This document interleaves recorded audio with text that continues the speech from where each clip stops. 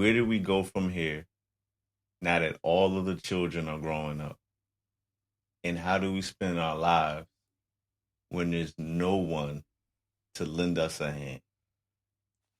Welcome to the Black Man Misunderstood.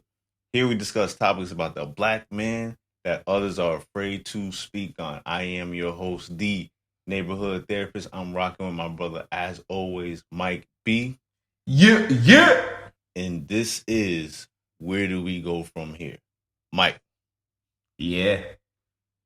did you catch the stanza I just hit you with? On the cool. Come on, man. You know I caught it. You over here trying to drop bars and people don't even know. Yo, yo. The question is very simple. Where do we go from here? If the children are growing up and they don't have a hand to lend to them, that is real. It is. It is. As many great fathers we do have, right? It's not being publicized. Shout out to y'all. It's still that flip side. Still a lack of. But let's get a little deeper. Yes, sir. Mike, growing up, right? It's no secret. Me and my father's relationship was not the best. Me growing up. Right. So it was always two songs for me that always played in my head or played in my iPod back in the day. When it came to my anger, right? One of them is funny. For those of y'all that grew up with us, Austin Powers. I think it's the I think it's the spy that shagged me or golden whatever, one of those, right? They had a song in there, Daddy wasn't there. Changed my underwear. Yo, you are a mess. As silly as that song was, I felt every bar, every stanza that came from Mike Myers when he was talking about that, okay? They had the whole mini me and Dr. Evil joint. You know what I mean? That was hilarious, bro. But it touched you a certain way if your relationship with your father was strained. And then, in a more serious note, me, because I'm a hip hop guy, Beanie Siegel, Jay-Z, and Rel.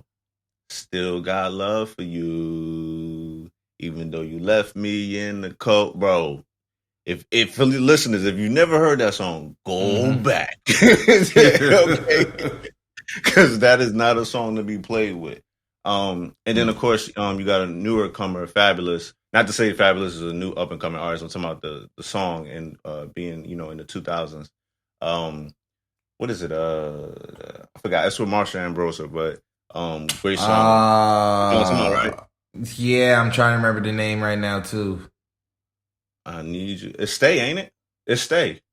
Yeah, I think so. Yeah, it's Stay.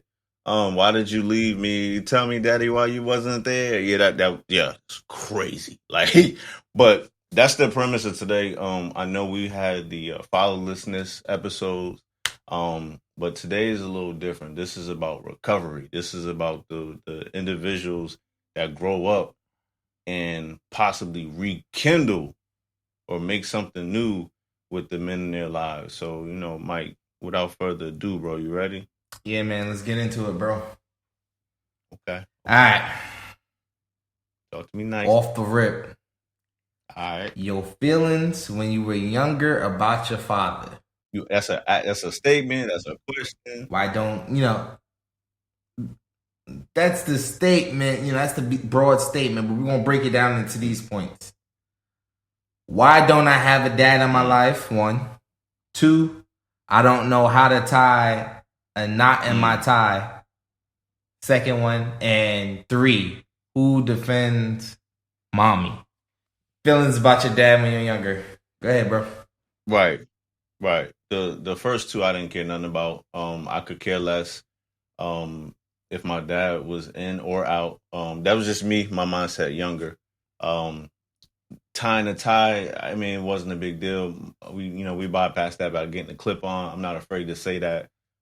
Later, I learned how to tie it. I'm actually pretty great at it, but the clip tie was the go-to. Now that third one though, yeah, I was pissed off about that. Who defends mommy? Because it's not a secret. My mother alluded to it, but you know, she was in abusive relationships and things like that, and me seeing things like that, and then eventually me turning on to become the the defender of that type of those things and stuff like that. You as a little boy, you gotta ask yourself like, yo, who is here to defend mommy? Like I'm only so big. And then, I'm already looking at these dudes like giants. So it's like you stepping in front of that Mm-hmm. and these individuals looking at you like, what you gonna do? You know what I mean? So yeah, that I think that one to me, that was the biggest slap to the face for me, all right, as being a young man, like, yo, daddy, like you're not here to help mommy out, defend mommy when mommy going through it. Like she said she was going to the grocery store, she got all these groceries for your kids and you pulling up and you laughing at her and stuff like that. I'm not saying I don't know whose father it was. She never said it, but that right there, that those type of things piss me off and things like that. So for sure, I had a Yep. lot of rage in my heart for my father and a lot of a lot of males that wasn't there for their kids. To be honest with you. Nah, Now, what I about hear you, you sir? on that. I hear you on that. For me, so it's kind of tricky because people if they've watched that episode, my fatherlessness, he was there, but it was not like he was around. You get what I'm saying? Like Like, present emotionally. yeah, present emotionally or physically. Like, it's ever so often he showed up to an event for us and things of that nature. When we was growing up. So why don't I have a dad in my life? I would turn that question into why my dad isn't present in my life. Um, like when I started playing sports, and this is for me. And this is for me. I love having people to support me. Right. I can always can focus and get in my zone, but like I always knew Big Sis would be there. Mom Dukes, if she was alive, she would have been there. Like my father came, I think, to maybe one basketball game in my entire life, and basketball wasn't my top sport at all. Dog, I didn't even know you played I basketball, played man. basketball, yo, bro. I played basketball little league. That was about it, and that was for like a year and change. Oh. I'm lying. I do remember that picture. You got a picture of that. I don't know. Maybe I do somewhere. I don't know. You do. Or not you, but Keish got the picture. I seen Probably. But yeah, it. he came to my one game. But you want to know the real reason why he came to the one game? And is this going to be a point later on that we bring up? It's because my little brother had a game earlier, and What you alluding to, I'm my talking guy? to the baby. I'm talking about the baby. What you alluding to, my guy? You Bruh. trying to say he had favorite? Yeah, it seems that way to me when I was growing up.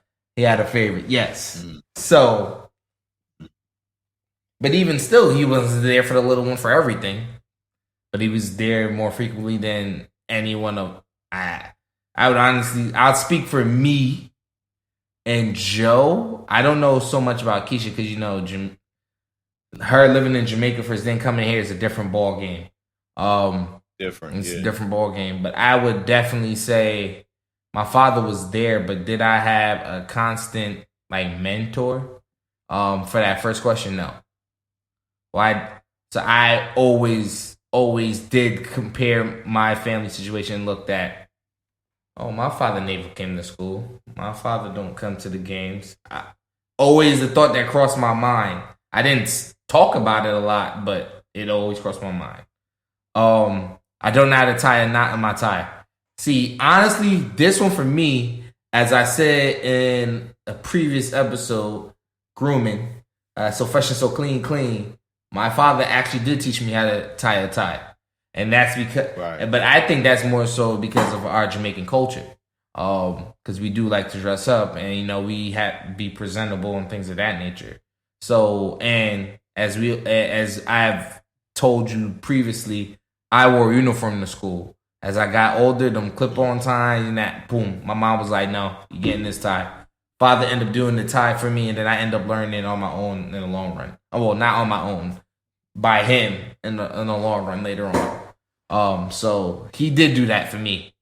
But then who defends mommy? So now here's another one that's a little tricky for me because live with mom and dad together, but when we went out, it was mom and the kids, no dad to be seen. That's was it because he was working or? A lot of reasons. He worked in the city. We lived in Jersey. That's one thing. He was he played cricket and then became an umpire. He was doing that. Which he was traveling all over the place. In New Jersey and in New York sometimes. And even went to conventions in Jamaica because cricket's a big thing down there. And for the listeners, that is a sport that you play with a flat wooden bat and a ball. Go look it up. But we all know there's other reasons why he was also around. Yes, he was cheating on my mom. I've alluded it before. And this is, I've seen it. I saw it with my own eyes. Not him in the act, but the arguments, things of that nature.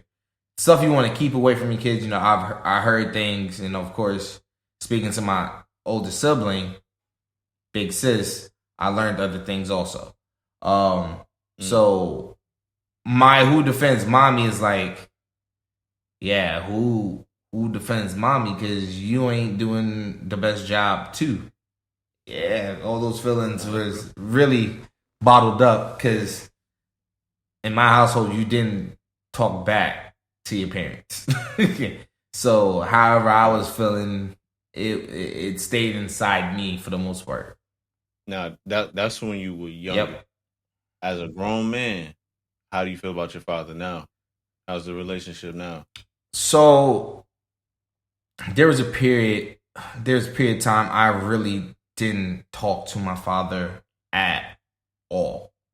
It was more so if he needed something from us, and that means I'm talking about me and my siblings, he'd contact either the baby. If he can't get to my baby brother, then he contacts me. Because out of the four of us, the little one is quick to answer always. I will answer him. If I miss his call, I would return the call to see what it is. Joe, he never would call Joe because Joe would never call him. And then Keish, of course, my sister doesn't try to speak to him at all. If she have to, like an emergency situation, then she will. But for the most part, my sister doesn't talk to my father at all. I held anger against them for a long time. I wasn't able to forgive him how he handled stuff with me and my brothers as we were growing up. And I also held it against him that he never showed up for me personally. In big key events, graduating from college, grammar school. He did show up for high school. Shocker to me. In all honesty, that was a shocker to me. I wasn't expecting him. Didn't show up to any of my big games, high school or college. Track meets or anything like that. Any events that I did at church, didn't show up to that either. So my father wasn't there at all. So I held that all against him. And in all honesty, if it wasn't for Steph, the pandemic slowing the world down,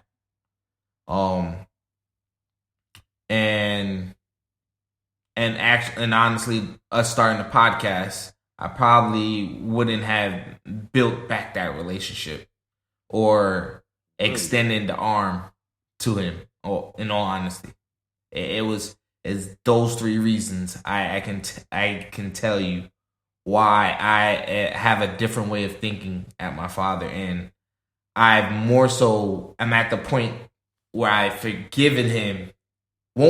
Like I said, like we said already earlier in this season, I'll forgive you, but I won't forget. I won't forget the things he did, right, but I'm gonna forgive him because that's a heavy burden on me that I'm holding. If I'm holding that, and that's like a weight that's on my shoulders. So for me to remove that weight, I gotta forgive him to move on. So I forgave him.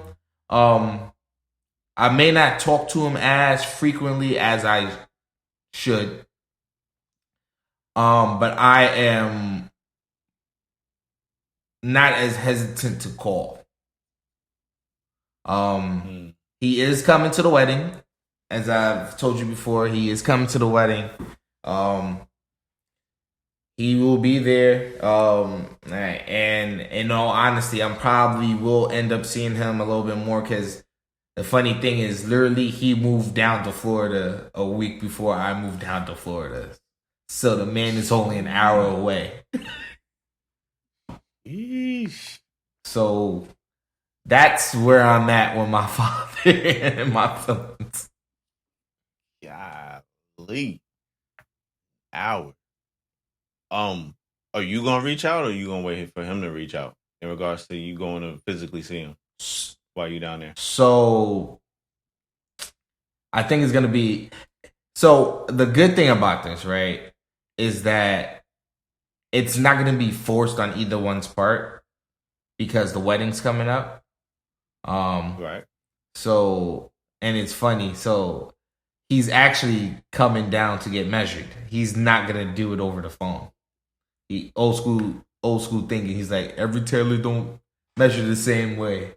I'm coming down, and he is like, I was like, okay, I'll call you on we'll schedule it, and I'll go with you to the tailor. So yeah, it's funny. Yo, man, I'm proud of you, bro. That's huge, man. That is huge. Thank you. Yeah, you know it's hard for me, but nah, that's growth, man. Because like you came from a time where you just like I could care less, and to you gonna meet him, take him to the tailor, like yo, hey man, that's growth in my book, bro. You get respect from me. Thank you, sir. But how about you, sir? Oh man, I forgot the question, man. You done went so damn hard. Your feelings about your father now that you're grown. Oh man, yo, yeah, it's different. It's different because the relationship we have now is like way better. We have candid conversations. He tells me he's proud of me. I tell him I'm proud of him. His life story is wild. It's nuts. And hearing it as a grown man and knowing some of the pieces, like it's like a puzzle, like right? Life is like a puzzle to me. Putting it together. Right. So as a kid, it's like you would hear what the streets said about your father. You would hear what your mother said about your father. And then for him to put the missing pieces to those puzzles, when it's like, oh wow, dang, yeah, they said it went down like this. I ain't know it went down like that though. You know what I'm saying? So like, a lot of times me growing up in the city, it'll be a lot of people his age. Because sometimes I'd just be a young dumb knucklehead, and these people would approach me and be like, "Ain't you such and such son?" And I'd be like, "Man, don't worry about it." You know what I mean? Just being me, right? Little did I know some of these people had ill intentions because of run-ins that they had with my father, or some of them was genuinely just trying to look out. But that's the gift and the curse of looking exactly like your father. Like, so something came with that. But in 2022, relationship is good. We speak cordially. We have no beefs. If I have something on my chest, I say it. That's one thing. That was my agreement to him. I told him, like, I'm not gonna hold. A lot of the problem was when I was younger was that my mother taught me to be very respectful, and your father is still your father. Watch how you speak to him. All of that, right? And as a grown man now, it's not to say that I don't respect him, but it's the temperature in the room is a little different. It's like, yes, I respect you. You're always gonna be my father. But you also have taught me a couple of things. Taught me, actually taught me a lot in life. Because I wanted to give his flowers out. Because I want people to feel like I'll be dragging my father, I'll be dragging my mother. Like the both of them have done phenomenal things for me. My mother and my father were at all of my graduations. I can't name a graduation that they wasn't at. I think my father didn't come to the master's degree. That's it. But and same thing. And shout out to Granddaddy, because the same thing for Granddaddy. Granddaddy was at every graduation, bro. Facts, I'm talking. bro. Facts. I You know remember what I school mean? So 13. We got video. right, We right. got video. So facts. So it's just, I give all respect in the world to those three individuals, but like it's different. It's sometimes I catch myself where I'm just looking at him and it's like an awkward moment for me, because I'm like, there was a time, bro, I couldn't stand you.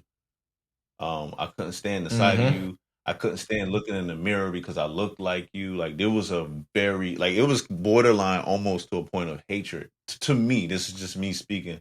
Um, the child in me, because I was just like, yo, it's a lot of things you've done. I don't understand why. Um, but as you get older, bro, you kind of just like chalk it up to the game, and then you kind of understand. It's like, yo, he has a whole new unit that he has to care for, and if you don't want to be a part of that unit, then what is he to do? Is he supposed to blow up his whole, establishment that he's been working so hard for because you and your feelings about something and you don't want to buzz, you don't want to move. You know what I'm saying? So it's just things like that. And a lot of that stuff people don't want to talk Nope. about. Man. It get deep. Like sometimes it's on us as the children too, bro. I know that shit sounds crazy, but a lot of that stuff we Facts. concoct in our heads, bro. Facts. Even though we feeling it in real time, right? Like I'm not saying it's not wrong, but sometimes some of that's the way we go hard on our parents. It's like, damn, yo, calm down. You've had to catch me a couple times, like, bro, no, you don't like your pops on this, and this situation, but bro, you ain't got to do this instead of your dad. And I'd be like, Mike, get the fuck out of my face. You know Yo. what I mean? Like, Yo, we went like, back and forth for but that it's too. real though, right? But it's real though. Like it's sometimes it takes for your people to come into your corner and just like tap you and things like that. So it's respected, man. And while I got the mic, man, real quick, shout out to Mr. Salmon, Mr. Mitchell, Granddaddy, just all the people, all the great men that have come into my life, um, to ease the pressure and help calm me down. So I was able to be afforded the opportunity to have a relationship with my father as a grown man. Shout out to my uncle Respect, my uncle Josh, my uncle Roscoe, my uncle Rez, man. The list goes on, man, because it's like if y'all wasn't pulling me to the side, oh, shout out to Mr. Lightner. Facts. If y'all wasn't for real, man, if it wasn't for these individuals pulling me to the side and just dropping little nuggets on me and things like that, like I don't know where I would be, bro. Because I had I'm telling you, bro, it was borderline hatred. Oh no. I was doing things in the streets, bro. Like I'm a nerd. I tell people all the time, I am a nerd. Okay, it's by my living circumstances though that I can take it to levels that most people won't go in the streets and things like that because of my Yeah. circumstances. But in the core of my heart, I am a nerd.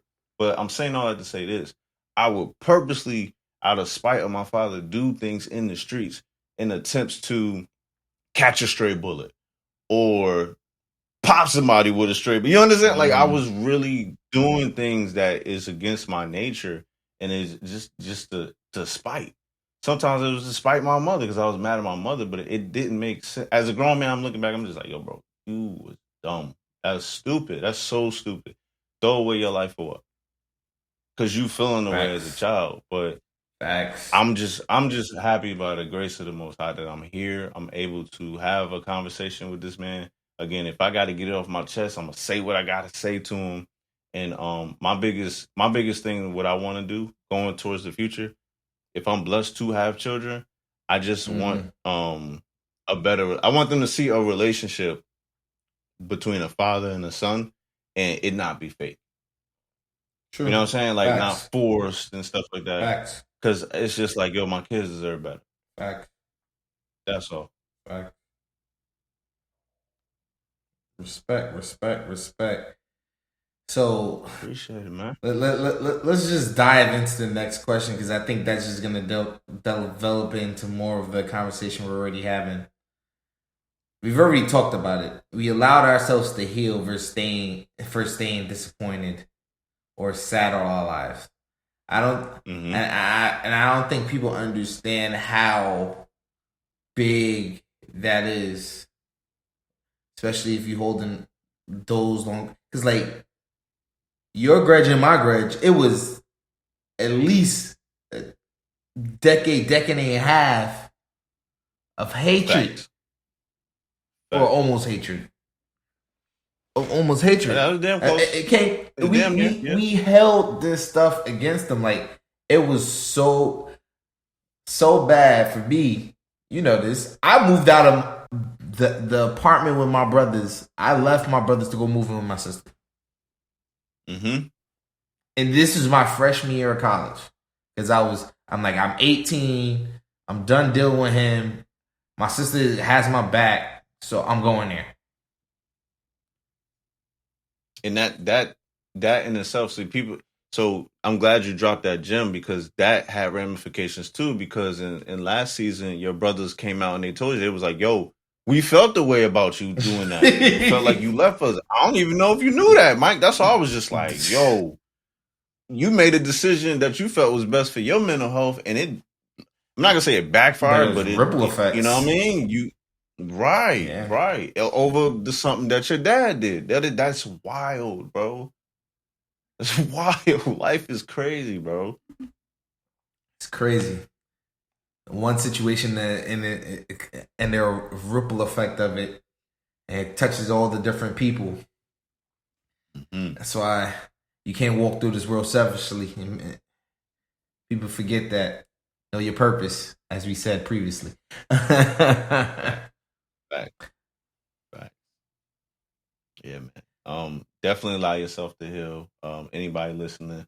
Um, Now there is another portion to this. I don't want to go too deep Mm-hmm. into it, but those of you that have lost your fathers and you feel like, well, I don't have that opportunity to say the things that I want to say, you actually do. It's a bit morbid. Some people frown against it, but I say, if they have a cemetery plot or you Mm-hmm. have their ashes, or maybe if they even not around, I would just say, we call it an empty chair technique. But before I get into that, if they do have a cemetery plot, I would prefer you go there and just have a conversation with them. Now, those of you that don't have a cemetery plot, don't have ashes and things like that, it's called an empty chair technique. You can do it with a therapist, but I'm gonna teach you a little bit how to do it on your own because I just want to help people. See, what you want to do is grab an empty chair, place it in front of you, and you want to envision that silhouette of your father as if he's sitting right there. He's not going to respond, but he's going to hear everything you got to say, and just air it out. Mm-hmm. Don't worry about what it is you got to say. Don't worry about if it makes sense. If it comes jumbled out, let it out. Now, again, because professionally, I'm gonna say I would prefer you do that with a therapist. But because I am the neighborhood therapist, I also understand reality. Sometimes you just don't got it in you to go to the Mm-hmm. therapist right now. So I'm gonna be real with my people and go, hey, do it the best way you can. Like, do Mm-hmm. that. But if you feel yourself breaking down, stop because that should definitely be done with a professional. But again, I want to help as many people as I can. It is what it is. Now, those of you whose fathers are still alive, even if you feel like they don't deserve it, if you call them your sperm donor, whatever it is, I would still say have that conversation. Mm-hmm. Or write a letter, burn it, write the letter, send them a mixtape. I've told people to do that, send mixtapes to their dad and just leave it where it's at. Um, because ultimately it's about you. You gotta heal Yep. so that you're not a grown man or a grown woman with hatred in your heart, resentment in your heart, or what if? Because that's another thing people don't talk about. There's always the what if. Oh, what if dad was there? Mm-hmm. What if I had somebody to play catch with, or what if I, you know what I mean? It's just heal for you. That'll be my biggest thing in regards to that. Now, can we get into something really, really touchy that people be Oh yeah, scared to yeah, talk yeah, about? yeah, yeah, yeah, yeah. Come on, I'm ready. Come on. Okay. Not allowing someone else to dictate your feelings towards or about your father. Whether it be your spouse, your mama, your siblings, your Whew. cousins, there are people that Whew. feel a way about your father that'll tell you certain things and you'll take it as law and Mm-hmm. run with it. Mm-hmm. Don't do that. It's hard not Mm-hmm. to because I know, guilty by association. You are the people you're Facts. around, but you got to build your own story with your father. Yeah. So, like I mentioned, I gave you guys earlier the descriptions of my siblings. So my little brother has probably the best relationship with our father, hands down. Talks to him. He used to go see him all the time when he lived in the city, Brooklyn specifically, and go visit, stay, help him out with things. My little brother does that. Um, so he always had more of a positive outlook with our father, right? Um, Me and my sister are like this. I told you my sister doesn't talk to my father at all. Doesn't it sometimes it gets so bad she couldn't be in the same room as him. Big sister's gotten better.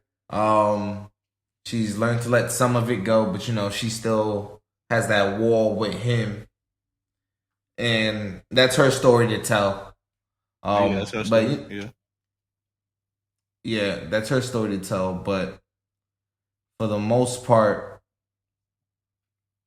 for the most part, um, Keisha used to tell us everything, right, and give her point of view on things, and it was those moments where we took it in, and it was up to us to see if we're gonna run with it, we're gonna make our own assumptions, or we're gonna deal with it. And as for a little bit we listened. I can definitely tell you that for a little bit we definitely listened to some of the conversations and dictating our feelings. But in the long run, as we did get older, Keisha specifically stated, you have to make that decision on how you feel about him, of course. People may feel the way they feel about him. So, like, I felt a way about him for the longest where me and my sister saw eye to eye easily. Now I'm more in a different space because I know I need to heal for myself. And specifically, I am a black male. My father's still living. Luckily. How many other people are going to have that opportunity to actually deal with that whole situation? It was it's funny to me, like, because, like, as I grew older, there were situations where it happened with my father, which I actually had a conversation and I had to give him a heart to heart hard answer. And, like, when I tell you my eyes opened so much more after those conversations about the way he thinks, and that's how he's built and how he's ticked. And and, like, having those conversations, I realized, all right, this is where Keisha gets that. This is where Minnie gets that. That's where Joe gets that. This is where I get that. So it was more of a clarity moment, and, like, damn, yeah, we his seed. Yeah, because also do look like him. That's a whole nother story. I'm like, yeah, that we came from that man. There's no way, ifs, ands, or buts about it. We his shot. Like, we try to keep that stuff dormant, or we try to ignore it. But yeah. So I had to learn on my own as I grew older to make my own opinion. I had already had my own feelings about it, but I had to recover for myself because I don't want that to be the trend going down to my kids. So yeah, man. What about you, sir? Like I said, bro, it's pieces to the puzzle for me, man. I regret nothing. I regret nothing. Um, but I had a good grip of understanding, letting people feel how they want to feel about individuals, and me not feeling no way. Like mimicking how they feel and things like that. I just never was that person. So, um, how I felt was how I felt, based off of how I felt.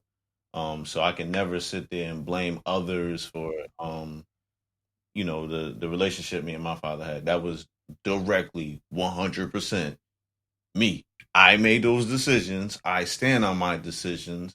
And he's aware of why and how I was feeling and where I was moving. And I said the same thing to his wife, because it was a portion of that I felt she was a part of that as well. So everybody got smoked. Everybody had smoke Yep. from me, and we did what we needed to do as grown ups.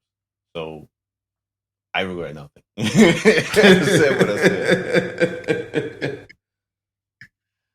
Said what I said, man. But Hey, huge question. Huge question. What have you learned now that he's back in your life, and was it worth it? yeah, it's definitely worth it. Um, one you you realize that your father actually has feelings and he's not a robot. Right.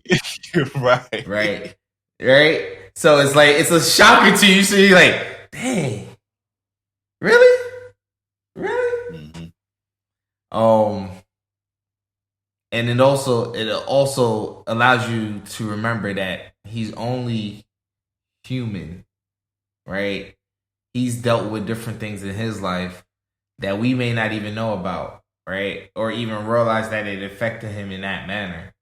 Like, I don't even think most people know this about my father, right?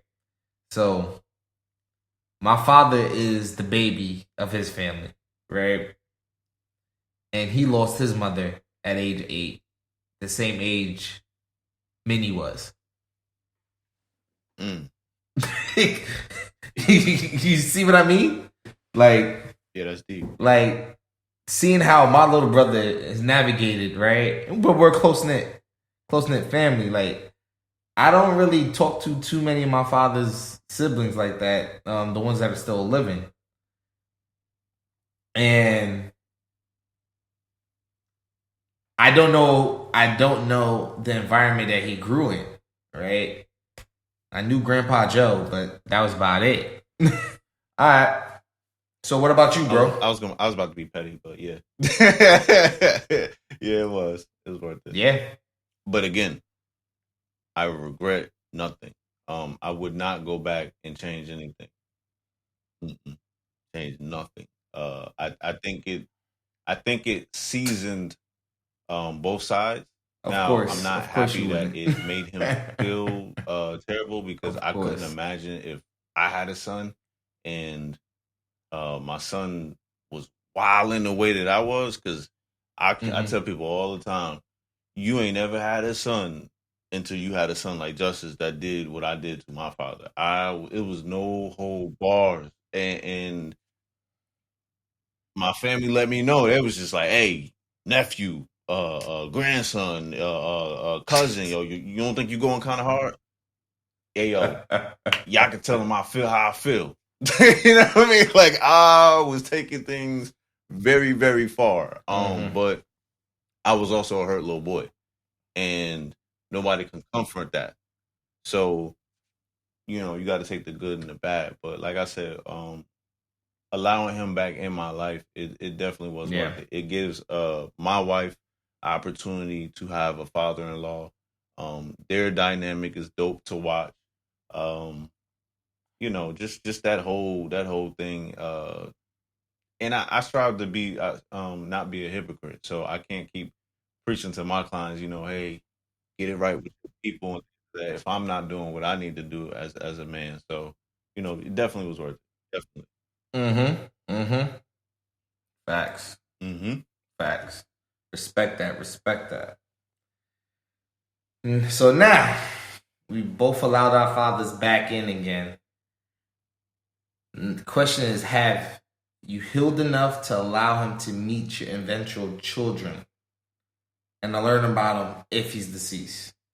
Yeah, for sure, for sure. Because like I said, man, when I do have kids, I want them to have that same type of relationship, or similar to what I had with my grandfather, bro. Because it proved to be fruitful, man. Like I feel like every time I walk outside, like I'm a walking embodiment of my grandfather, also of my father when he was in a certain stage of his life.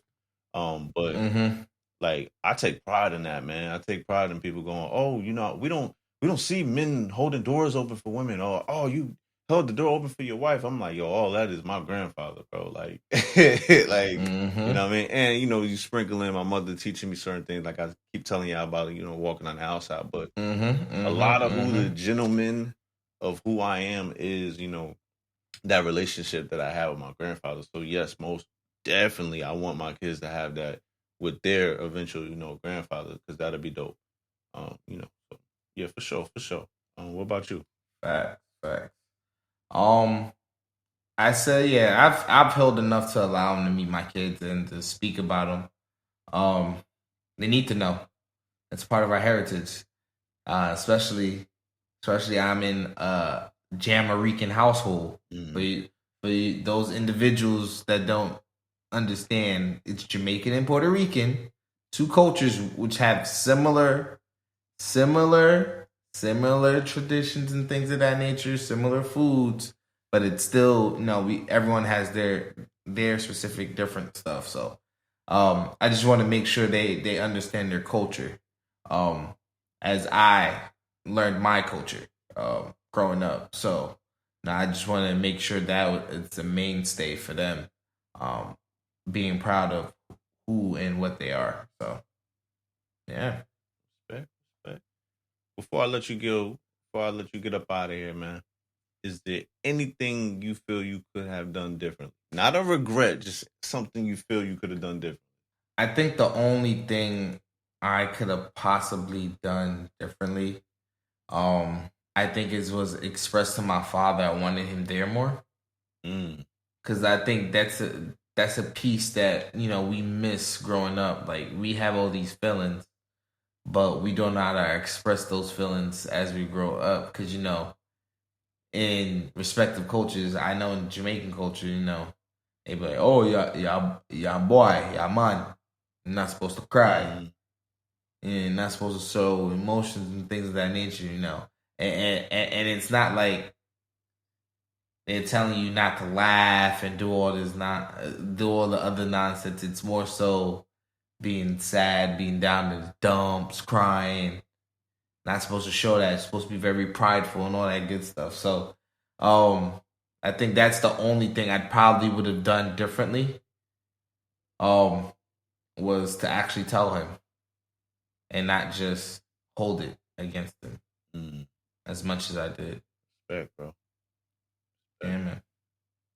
I feel the same, bro. I think that's the only thing if I could, it just to say something earlier. But Mm-hmm. but if I know me the way I feel I know me, I feel like even if I would have said something, because of who my father was back then in that season and who I was back then in my season, I don't think it would have solved anything. Exactly. Same here. No, Yeah. same here. Same here. Two hard Same headed here. individuals. I mean, feel how they feel. Yes, bigger man of saying something, reaching out for the help. But Mm-hmm. I'm gonna speak for me. I'm the experiment. I'm the eldest. Of the of the sons. So he learning as he go. So what can you do? You know what I mean? So if I come at you a certain way and you ain't never been in this position before, I ain't gonna speak like I something in hindsight, but like, bro, ain't no telling, fam. Ain't no telling. Facts. So Facts. that's Nah, man. I hear you. word. I hear you. Now I gotta apologize. I lied to you. I said I had one more question. I do actually got one more question. All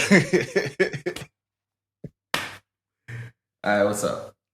You never answered my first question.